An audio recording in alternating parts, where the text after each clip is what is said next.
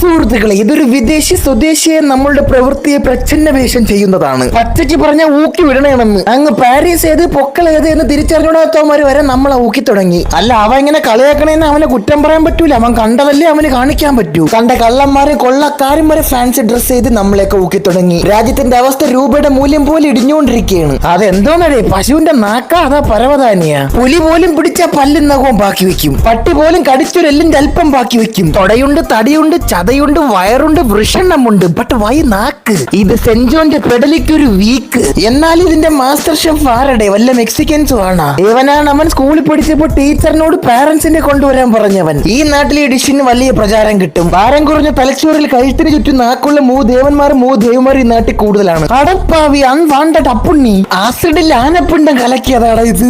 അതാ സെപ്റ്റിക് ടാങ്കിലെ ഛർദിലിൽ സവാള എറിഞ്ഞിട്ടതാ. സാക്ഷാൽ ശവം നാറി സാല. സർവേശ്വരന്റെ ശാപം നിനക്ക്.